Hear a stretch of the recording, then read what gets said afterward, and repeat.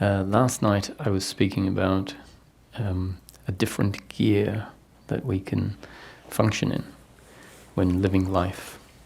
A gear that for a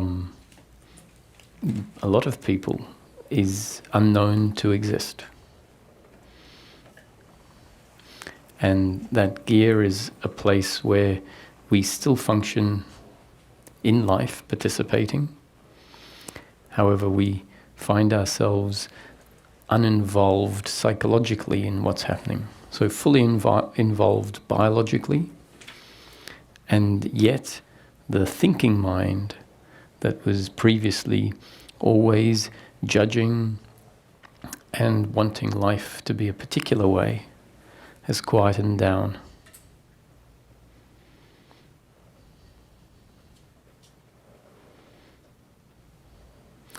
And in order for this to become a way of being in life, it needs to be practiced. It's not something that just happens instantaneously and that's it. It's actually a movement away from a heavily ingrained, habitual way of living. And so breaking a habit tends to be gradual, and what happens is we tend to get pulled back into the habit. And so we need to pull out of it. So meditation is a valid part of the process. So we often hear that there's no effort to be made, that everything can change instantaneously. And that too is accurate. And here I am saying that there is a gradual change, and that practice is part of that gradual change. And that too is accurate. Seems like they're contradictory. But when seen from different perspectives, when different movements in the process are seen, we do see that there is the potential for shifts to happen instantaneously. So if we find ourselves thinking, the dropping into being is something that can happen instantaneously. That movement from thinking into being is not something that happens gradually. It's not about us using the mind to slow down the mind, and we saying, "Oh, please, mind, will you stop?" Please, it's not a gradual movement in that sense. It's the thinking mind functioning, and then an awareness or a thought arising that says stop. And the stop is not so much an instruction, but a realization. Stop is a realization that all this thinking that's going on, which is deeply believed to be valuable, to be useful, is actually the problem. It's the uncomfortableness, the ongoing commentary about how life should be, the commentary about how the other should have acted or how I should have acted, or the commentary about what life needs to look like in the future for me to be happy or complete. All of that commentary is what is keeping us out of our completeness. And once this is realized, once we start tasting the essence of the human being, when we start resting in our own being, we start to have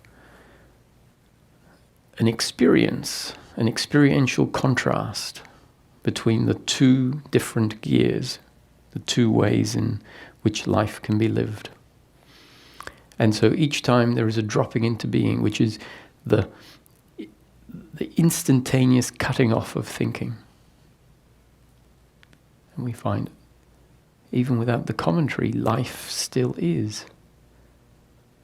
It's still here. And what we might come to appreciate is, and I am here, I am intrinsically required in order for the experience from this perspective to be here. And if we touch into that part of ourself, we realize that the thinking mind is essentially an uncomfortableness with ourself. And this other gear is already comfortable with what is. So that shift starts to have more and more weight once this is realized. The more this is realized that there are two different places to live life from, the more easily the stop will arise. Stop is just the reminder, the realization that that thinking is not optimal. And so the stop is a reminder to come back into being.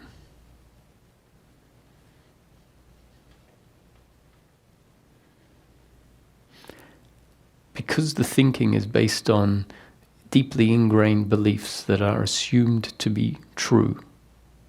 For example, the belief that in order for everything to be okay, life needs to look a certain way. Deeply ingrained and believed to be truth. Then it makes sense that the thinking mind is going to function in such a way that it's strategizing in order to achieve a particular outcome that is believed to be what will bring about happiness. So once that is in place, it makes sense that the thinking is going to keep happening. So the remembering that that thinking is actually not at all as valuable, not at all based in truth as it is believed to be, cuts it off and we drop into being. It means that even mid-sentence, when the thought is halfway through completion, the thought that says stop means that it becomes valid to not even need to complete the strategy, complete the thought. It means the thought coming up that says stop this thinking that's not valuable can bring us back into being instantaneously. But because the deeply ingrained belief is exactly that, it's deeply ingrained and believed to be true, we can drop into being and realize that even without things being the way I imagine they should be, I am, that I exist.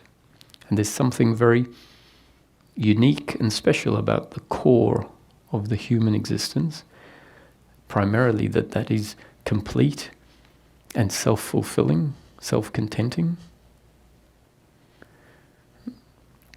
So we drop into being and everything is seen to be complete. However, the deeply ingrained beliefs haven't been completely uprooted just because they've been cut off in that moment. So they have a power to essentially make us forget our being, pull us back onto this other highway.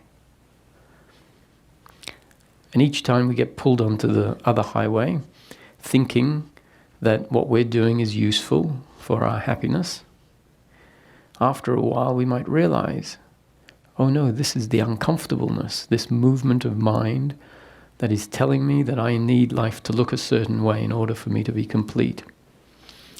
That is the opposite of what I'm really looking for, the opposite of peace of mind, the opposite of happiness for the human being. So then the thought might come up, stop. We drop into being again. So this dropping in is instant. Yet we find ourselves in a process of being dragged back. But each time we come back, remember, that's another reinforcement that what I really am is here right now and complete. And each time we remember that and get experiential feedback of that, then the process is a process of finding ourselves able to rest in being for longer, finding ourselves remembering more frequently that there is this other place to live life from. until one day the being dragged back into suffering becomes so short-lived, so irregular, that we realize that this is my home.